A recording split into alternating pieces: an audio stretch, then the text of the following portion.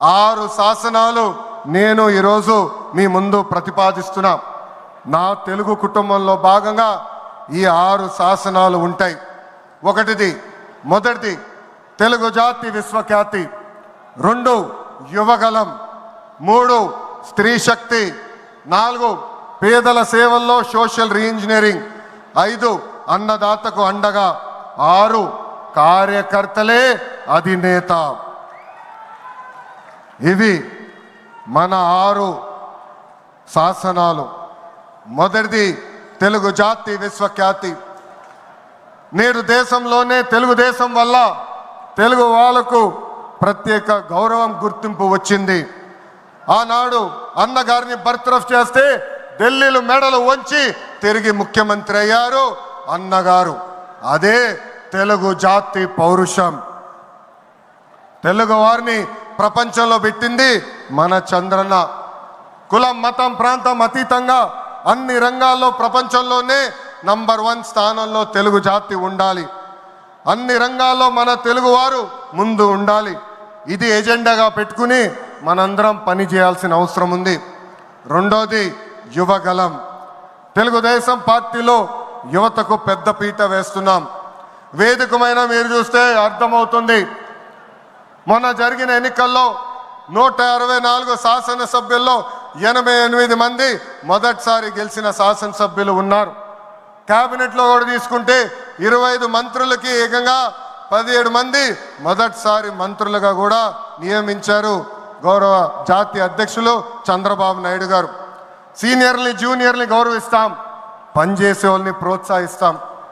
గత ప్రభుత్వంలో ఒక HSBC, Franklin Templeton, Amar Raja జాకీని తరిమేస్తే మన ప్రభుత్వ అధికారంలోకి వచ్చిన తర్వాత TCS, LG electronics, NTPC, BPCL, Reliance CBG, Arcelor Mittal ఇలా అనేక పరిశ్రమలు ఆంధ్ర రాష్ట్రానికి తీసుకొచ్చాం. Mega DSC ప్రకటించాం.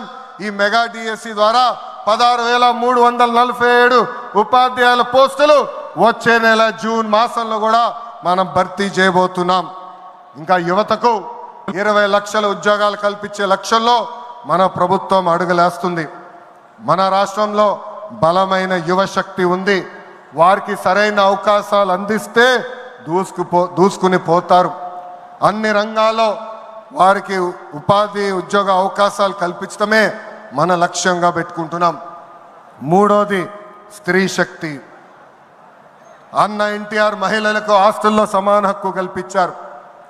మహిళలకి ఆర్థిక స్వాతంత్రం ఇచ్చింది మన చంద్రన్న. గత ప్రభుత్వంలో శాసనసభ సాక్షిగా తల్లిల్ని అవమానించారు. సొంత తల్లిని, చెల్లిని మెడబట్టుకుని బయటికి గెంటేశారు. అర్థమైందా రాజా? అర్థమైందా రాజా? ఉద్యోగ ఉపాధి అవకాశాల్లో మహిళలకు రిజర్వేషన్, మహిళలకు విశ్వవిద్యాలయాలు, దీపం పథకం ఇచ్చింది తెలుగుదేశం. రానున్న రోజుల్లో మహిళల్ని మరింత బలోపేతం చేసి స్త్రీ శక్తి ద్వారా మనం కృషి చేయాలి. పార్టీ పదవుల దగ్గర నుంచి అన్ని రంగాల్లో మహిళల్ని సమానంగా బాధ్యత, భద్రత కల్పించాలి. ఈరోజు నేను కొన్ని విషయాలు మీకు చెప్పాలనుకుంటున్నా. చట్టాలు, శిక్షల వల్ల సమాజంలో మార్పు రాదు. సమాజంలో మార్పు రావాలంటే మన ఇంట్లో మార్పు మొదలవ్వాలి. ఇప్పుడు కూడా మనం కొన్ని పదాలు వాడతాం. గాజులు తొడుక్కున్నావా, చీరలు కట్టుకున్నావా, ఆడపిల్లలాగా ఏడవద్దు, ఇలాంటి పదాలు మనం మానేయాలి. అప్పుడే మనం ఆశించిన మార్పు సమాజంలో వస్తుంది. నేను ప్రతిపక్షంలో ఉన్నప్పుడు ఆనాడు ఒక మహిళా మంత్రి నాకు చీర, గాజులు పెడతానని చెప్పారు.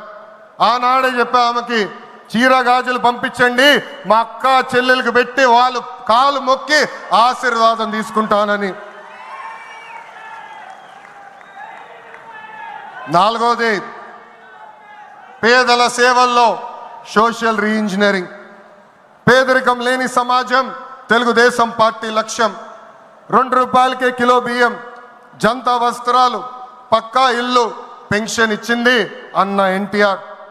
చాలని పెన్షన్ 5 రెట్లు పెంచారు. 200 రూపాయల నుంచి 1000 రూపాయలు చేశాం. ఒకే సంతకంలో 1000 రూపాయల పెన్షన్ని 2000 చేశాం. ఇప్పుడు ఏకంగా భారతదేశంలో ఏ రాష్ట్రంలో ఇవ్వని విధంగా 4000 రూపాయల పెన్షన్ మన చంద్రన్న అందిస్తున్నారు. ఇంతేకాదు డ్వాక్రా, దీపం, అన్న క్యాంటీన్ ఇచ్చింది మన చంద్రన్న. భారతదేశంలో ఏ నాయకుడు సాహసం చేయలా, కానీ మన నాయకుడు చంద్రన్న సాహసం చేసి ఎన్ని ఆర్థిక ఇబ్బందులున్నా ఇచ్చిన బాబు సూపర్ 6 హామీ నిలబెట్టుకునేందుకు ముందలికి అడుగులేస్తున్నారు. మన ప్రభుత్వ అధికారులకు వచ్చిన వెంటనే పెన్షన్ పెంచాం, మూసేసిన అన్న క్యాంటీన్లు తిరిగి ప్రారంభించాం, మెగా డిఎస్సి ఏర్పాటు చేశాం, వచ్చే నెలలో తల్లికి వందనం ఇస్తున్నాం, ఆగస్టు మాసంలో ఉచిత బస్ ప్రయాణం కూడా మన ప్రభుత్వం అందజేయబోతుంది. ఇప్పుడు ఏకంగా P4 కాన్సెప్ట్తో పేదరికం నుంచి కుటుంబాలు బయటికి తీసుకొచ్చేందుకు చేయూత అందిస్తున్నారు మన చంద్రన్న. తెలుగుదేశం పార్టీ ఆవిర్భావం తర్వాత బడుగు బలహీన వర్గాలకి ఆర్థిక రాజకీయ స్వాతంత్రం వచ్చింది. పార్టీకి పునాదిగా ఉన్న మన బీసీలకి ఏకంగా స్థానిక సంస్థల ఎన్నికల్లో 33% రిజర్వేషన్ అందించింది తెలుగుదేశం పార్టీ. అందరికీ ఆమోదంతో ఏకంగా వర్గీకరణ చేసింది కూడా తెలుగుదేశం పార్టీ. అందుకే ప్రతి వర్గానికి న్యాయం చేయాలి, సోషల్ రీఇంజనీరింగ్ చేయాలనే లక్ష్యంగా మనందరం పెట్టుకోవాల్సిన అవసరం ఉంది. ప్రస్తుత పరిస్థితుల్లో అన్ని కులాలకు సామాజిక సమన్వయం కూడా అవసరం ఉంది. 5వది అన్నదాతకు అండగా. రైతులు లేకపోతే సమాజమే లేదు. ఈ సిద్ధాంతం బలంగా నమ్మే పార్టీ తెలుగుదేశం పార్టీ. అన్న ఎన్టీఆర్ గారి దగ్గర నుంచి మన చంద్రన్న వరకు రైతుల జీవితాలు మార్చేందుకు కృషి చేశారు. డ్రిప్ ఇరిగేషన్ దగ్గర నుంచి ఇరిగేషన్ ప్రాజెక్టుల వరకు, సబ్సిడీ, హార్టికల్చర్ వరకు ప్రోత్సహించింది తెలుగుదేశం. ఈరోజు మనం ఆక్వా, పామాయిల్, కోకో రంగంలో మనం నంబర్ 1 ఉన్నాం. మామిడి, జీడి పంటల్లో 2వ స్థానంలో ఉన్నాం. దీనికి కారణం తెలుగుదేశం పార్టీ. అన్నదాతకు తెలుగుదేశం ఎప్పుడు అండగా ఉంటుంది. పొగాకు, కొక్కో, మిరప ధరలు పడిపోతే ఏకంగా గిట్టుబాటు ధర ప్రకటించిన నాయకుడు మన నాయకుడు చంద్రబాబు నాయుడు గారు. బంగారం లాంటి భూములు మన రాష్ట్రంలో ఉన్నాయి. వ్యవసాయం కరెక్ట్గా ప్రమోట్ చేస్తే బంగారం పండించే శక్తి మన రైతుల దగ్గర ఉంది. అందుకే అన్నదాతకు అండగా అనే విధానాన్ని మనం అమలు చేయాలి. 6వది నాకు మనసుకు దగ్గర ఉండేది, కార్యకర్తలే అధినేత. ఒక అంజిరెడ్డి తాత, ఒక మంజుల, ఒక తోట చంద్రయ్య నాకు స్ఫూర్తి. ఆనాడు పొంగనూరు నియోజకవర్గంలో అంజిరెడ్డి తాత స్థానిక సంస్థ ఎన్నికల్లో నామినేషన్ వేసేదానికి వెళ్తే ఆనాటి పాలకులు అడ్డం తిరిగారు.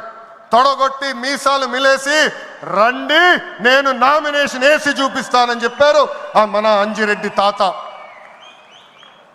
బూత్లో రిగ్గింగ్ జరుగుతుందని బూత్కి వెళ్ళి కూర్చుంది మంజుల. ఏకంగా మంజుల గారు ఉంటే బూత్ రిగ్గింగ్ జరగదని ఆమె పైన దాడి చేశారు. రక్తం గారుతున్నా భయపడలేదు.